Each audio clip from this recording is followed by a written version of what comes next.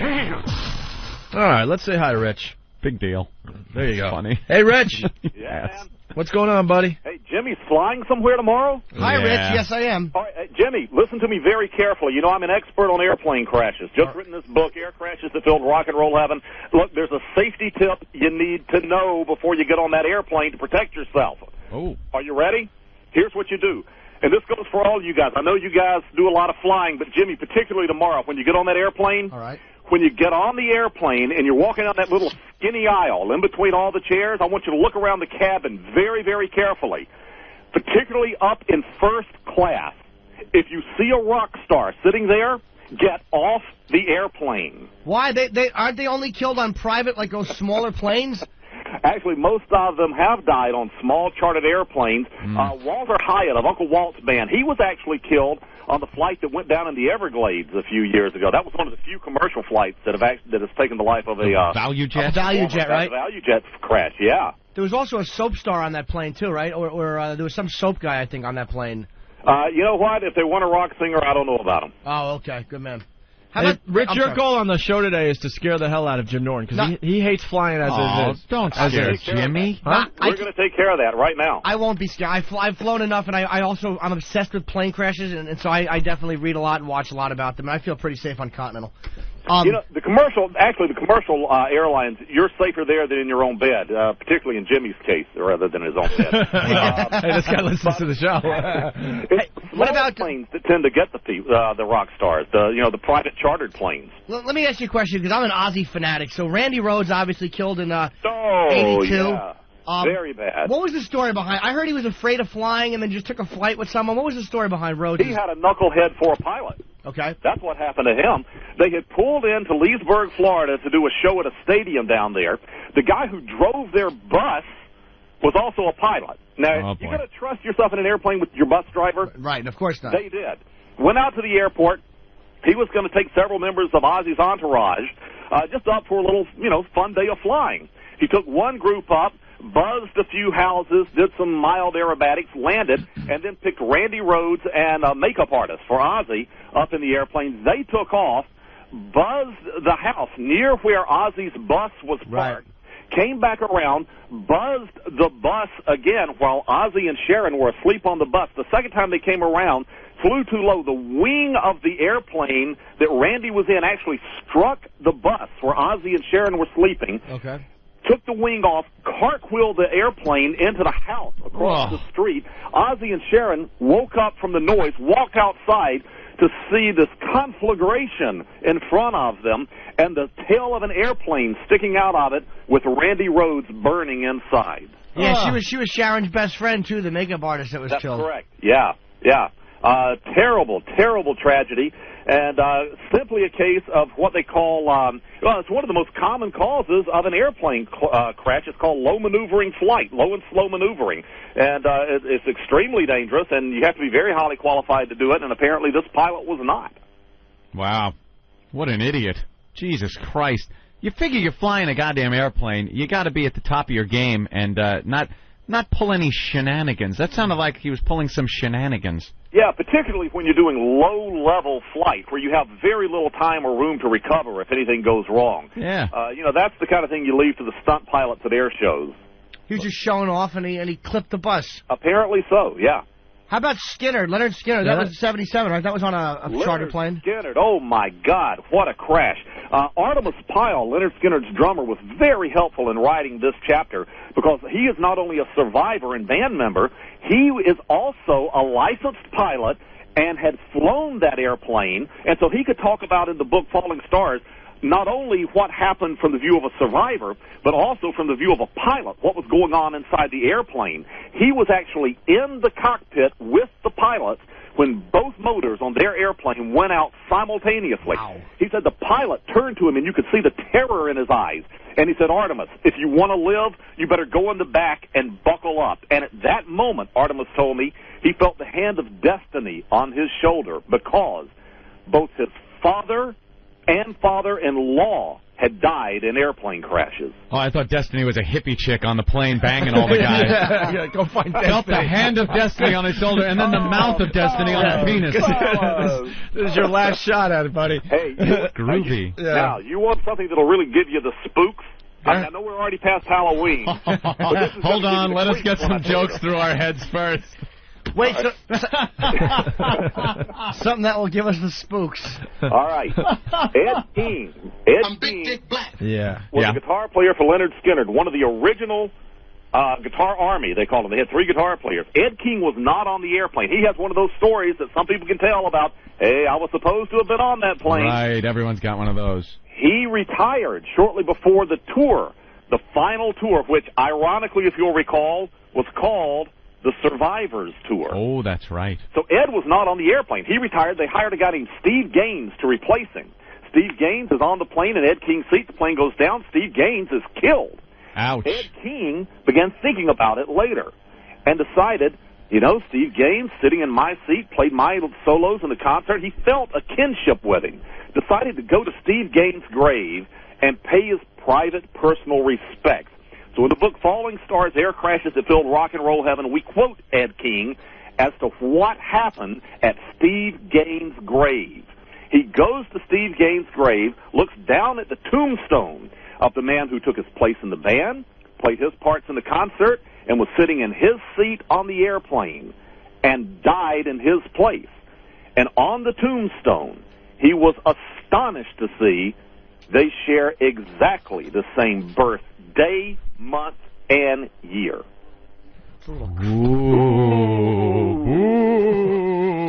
Okay. And then the hand came out of the grave and grabbed him. Grabbed him by the ankle. He tried to run away. You know, it's weird. A lot of these crashes have just strange little ironies, coincidences, and oddities. Hey, but before you get into that, what happened to the Leonard Skynyrd plane? How did that go down? Well, they lost both engines. You're not going to believe this. Lost both engines? Yes, How the hell does that happen? When you pull up to the gas pump, if you're ready to take a long trip, what do? Hey, fill her up. Give me some gas, right? I go into the rest area and meet someone. Oh, sorry.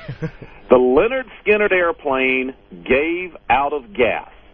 It was just out. It ran out of gas. It just ran out of gas miles from their destination, crashed into a swamp in southern Mississippi right at nightfall. Well, did the pilot sense that they were running out of gas, or was there a problem with the fuel gauge? Well, he did when the motors stopped. That was the first indicator, like he didn't see the red? Apparently, that was the first indication the pilots had. I've never heard this before, that they ran out of gas. It must have been the fuel gauge was messed up. I heard it was an old plane. Someone else had that plane before Skynyrd, right? Well, yeah, what happened was they actually had tried to lease Jerry Lee Lewis's airplane. They had, on the previous tours, they'd been flying in Jerry Lee Lewis's airplane. At the last moment, the deal for his airplane fell through, so the leasing company found them another plane, sort of a lesser cousin to the plane that they wanted. And as Artemis says in the book Falling Stars, he said, so we went out to the airport. We knew it wasn't as good a plane as we wanted, but by golly, we got out there, and they had painted the Leonard Skynyrd logo across the nose cone, and hey, who could resist that? So they took a plane that they didn't actually want. And it ended up, it had a bad right engine, was spewing fire out of the right engine, and apparently was burning a lot more fuel than that motor was supposed to be burning. Oh, so maybe that's why they ran out. Yeah, and the pilots had not monitored the fuel carefully. And, boy, apparently the first thing they knew, it ran out of gas. And when you go back and listen to or read the transcripts of the pilots talking to air traffic control, which we put in the book, clearly the first indication of any trouble was when the motors stopped running. That's a good indication. That would tip me off right there. Hey, what about John Denver's crash? Boy, John Denver. What a dope. Wasn't it like a homemade airplane or something like that? Yeah, it was. It's a great airplane, and in fact, it's designed by a guy named Burt Rutan. Does that ring a bell? Sure does. Yes. Burt Rutan just won the X Prize for inventing and putting the first private spaceship up into space. How great would it have been to send John Denver into space John Denver and leave him there? Space. He tried. The Civilians in Space program, he was instrumental in getting that going because he wanted to go into space. And up until the very last moment, he thought he was going to be the first civilian in space. But ultimately, Ronald Reagan chose Krista McAuliffe Instead, yes, we all know how well John that Denver's worked life. out. Yeah, saved Yes. John Denver's life, that he was not on board the shuttle that blew up. But John Denver's airplane, a fabulously designed airplane, it's called a Long Easy. It's made out of modern composite materials, a two-place airplane. You sit front and back. The motor is in the back. The little wing is on the front. The big wing is in the back. It kind of looks like it's flying backwards when you see it fly. A canard. A canard design, that's exactly right. It looks very futuristic, but if you remember, the canard design actually goes all the way back to the Wright Flyer. They had a canard on the Wright Flyer, the very first motorized airplane. John Denver made a series of fundamental mistakes on the day he flew. He was actually piloting his own airplane by himself.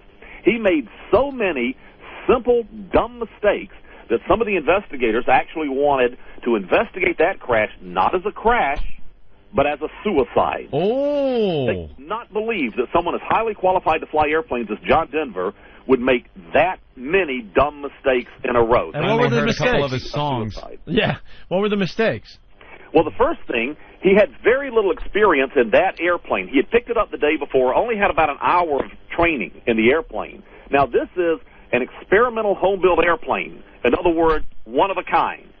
And the guy who had built it, he didn't build it himself, another guy built it, had deviated from the design that Burt Rutan had drawn. The big problem had to do with the fuel control valve. Now, on an airplane, you have fuel tanks in each wing, and you have a switch you have to throw to get the fuel flowing from either the right or the left tank.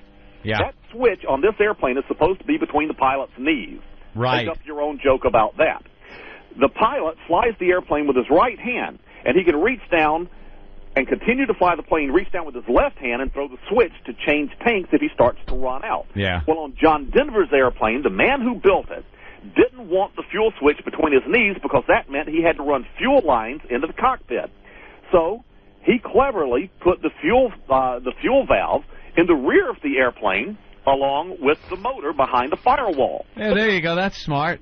A little problem with that. You can't reach it. So what he did was he designed this Rube Goldbergish system of rods and U-joints that went from the fuel control valve in the rear of the airplane all the way up through the rear cabin, through the front cabin, and mounted a remote handle above the pilot's left shoulder. So when John Denver got in the air, before he got in the air, he did not realize how low his fuel was. He took off with almost no fuel. Over.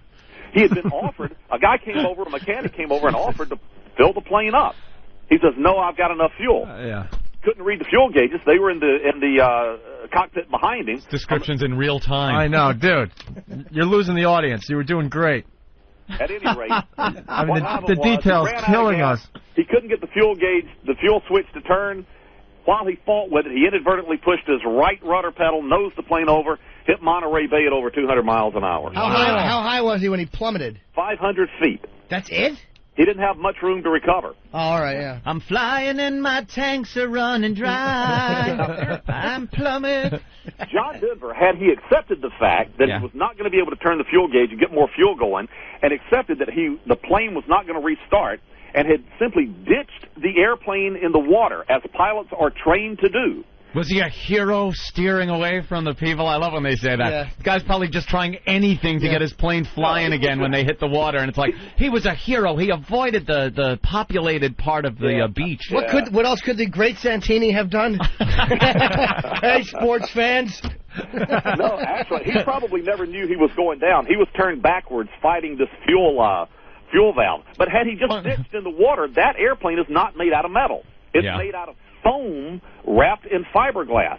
He could have simply popped the hatch, and as they towed him to shore, enjoyed the sun shining on his shoulders. Not what do you mean? 200 miles an hour. You can kind of belly flop it in there? Yeah, you can. It's ditching. You call it ditching, and pilots are trained to do that. Well, Bull Meacham tried to, but he wound up getting over the water, and his plane, he just went down. Well, that's what happens sometimes. Oh, my goodness. You can only hope he spun around at the last minute and saw the ocean there 6 inches from his face. What happened with JFK Jr., even though he's not a rock star? Besides the fact that he had a bum leg and he's trying to work a pedal at night. His girlfriend was yapping to him and yapping on the cell phone and distracting the hell out of him. That's what happened. Apparently, JFK Jr., The cause of his crash is the same thing that caused the Buddy Holly crash and the Patsy Cline crash and so many others. Patsy Cline died in a plane crash? Yes, along with Hawkshaw Hawkins and all those hillbillies. Two other great country music singers. What's all her big hillbillies. song? Crazy. Crazy. Oh, crazy, okay. Yeah. And there is no truth to the rumor that her hit record at the time was I Fall to Pieces. No truth to that whatsoever. Let me ask you, the Otis Redding died in a crash. Did he really die right after Dock of the Bay? He did. And yeah, in fact, and they found him in the lake, and go ahead, you can tell the story. Yeah, Lake Monona up in Madison, Wisconsin. And let me correct a terrible misunderstanding about the Otis Redding crash. He wasn't really black? Otis Redding did not die in a plane crash. Would he drown? Otis Redding's plane went into the water, and almost everyone on board survived the crash and then drowned before help could get to them. Wow. Yeah. Now, how about that for a bad day? You survive a plane crash, and then you drown before anybody can get to you. Oddly enough, one person survived that crash. Their trumpet player, Ben Cawley, survived and lived to actually tell the story of exactly what happened. Wouldn't be a bad fate compared to sitting here. He was the only non-swimmer in the bunch. Who was? Ben Cawley, the single survivor of that crash. He wasn't a swimmer. How did he survive? He grabbed onto a chair. I think I'd rather be on a floated. plane at this point. How? He grabbed onto a chair, and it floated. A chair out of the airplane, and he just hung on for dear life. Now, let me ask you, Jim Croce, what happened with his plane? Jim Croce. Now, a lot of people forget, Jim Croce was not nearly as popular alive as he became after he died. It was one of those weird things. Hello? What happened? What happened with his plane? Okay. Jim Croce, the last song he recorded was a song. See if you remember this song called "I Got a Name." Yeah, of course. Like the pine trees lining the winding road, I got a name. That's the lead line to the song. And the croaking toad. He played in concert before he got on the airplane. When you're telling these little stories, here's a good idea. The pilot took off. It makes it so much more interesting for the stand listener. Of trees lining a winding road, and the subsequent publicity made him a household name. Oh, all right. So if it had crashed into a junkyard, they would have been comparing him with Leroy Brown. To Leroy Brown. There's always something. You got to make something out of this. All right, listen. This has been wonderful, Rich. What's the name of the book? It's called Falling Stars and Crashes That Filled Rock and Roll Heaven. Shut up! All right. It's been a pleasure, bro. Hey, man, I've enjoyed it. And Thanks Jimmy, very much, man. Stop whining. Jimmy, stay off the airplane if there's a rock star there. Stop I it! know. I would like to sit next to him, though, maybe get a picture like I did with 50 Cent. Oh, I'll be telling that story in Sacramento this weekend. Jimmy, you know what'll happen. Quiet. If you sit next to a rock star, you'll simply be the second half of a headline that begins, also killed in the crash. Shut up! Stop it! Enough! Stop whining. All right, Rich, we're all going to go and buy Falling Stars, okay? All righty, man. Thanks, buddy. Thank You you. guys have a good one. Bye, thanks, mister. Rich. We'll see you. All right. Bye-bye. Oh, my God, it says, this guy sounds like the movie phone guy. For John Denver's crash, press 1. All right, wow. Am I tired? How can you not be after that? No, it was Wow. good. It was good, but then he got too technical. We don't have good attention spans on this show. Who was piloting Redding's plane? Susan Smith. That's funny. Yeah, we'll That's bring in a the couch. Tool bag from New Orleans. That's very funny. Why don't we bring in the couch next? Can a rock star please crash this plane into this guy's house? Talk about drowning. How about the show? The listener's really enjoying it. Ping pong. It was good for a while, no? I thought I liked the Randy Rhodes story. Oh, Sean Smith from Philly, could you please put the Kerry speeches back on? Oh, that is really funny. Oh, did you guys bring back Bad Guest Day and not tell us? I'm just reading instant feedbacks. That's all. It started off good. Why wasn't this guy on John Denver's plane? Have Pity shoot us in the head. When's the gag coming? Not everything has to be a gag. I thought there was some good information there. It was. Please play the Hulk music. Please. Silent game. Turn it off, turn it off, one guy writes. That would have been great. Punch out, punch out. We punched out. Just took a while. I'm giving myself a stroke. Could you play some Skynyrd over this guy? Wow. They didn't. He overpronounces everything just like Steve C. They didn't like that? Leonard Skynyrd. Both of their engines just shut off. Dude, I haven't seen this much instant feedback ever. Jesus Christ, wacky voice alert. Is this Don West on the phone? It's cool to see you brought back that guest day. Who cares? Get this douchebag off the air. Oh, God, this guy is so boring. I want to go down in a fiery plane crash. Oh, man. Have you ever seen so much instant feedback for a guest? Look at that. He was a hit. Hey, we had a couple effing earlier. This is the balance that I talk about on this show. My ears are bleeding. No, no, no. If he keeps talking, we won't have to read the book. What a jackass. That is the truth. If you're an author, you got to, like, say something for the reader. Oh, there's not enough methamphetamine in the world to keep you awake when this guy is talking. Wow. Wow, just hammered. We're getting killed. I think his book would make a good read. I do, too. Perhaps him, talking about it on the air. Yeah. Oh, That's God. what actually happened to the pilot of the Skynyrd plane. He was in the cockpit talking to him, and he just dozed off and hit the fuel gauge with his forehead. And I realized that was going to bomb, so I figured the more words I put in, the more likely something funny would be to show up. Oh, my God. It didn't happen. Is there any way he can get inside the phone receiver and crash the fucking phone? People, wow, they have responded. Yeah, they kind of liked it, I think. Yeah, I think they enjoyed it. They enjoyed it. Frenchie is funnier. Well, I don't think he was trying to be funny. All right, there you go. Yeah. Your comments right here on the Opie and Anthony Show. This guy sounds like every big voice DJ you guys ever made fun of. He did have the jock voice. Yes. That's right, everybody. Playing the hits and popping the zing. And let me tell you, you will be reading about it in Falling Stars. Air crashes that filled rock and roll heaven. All right, well. No, that was good. Yeah, Come on. I think that was one of our better interviews.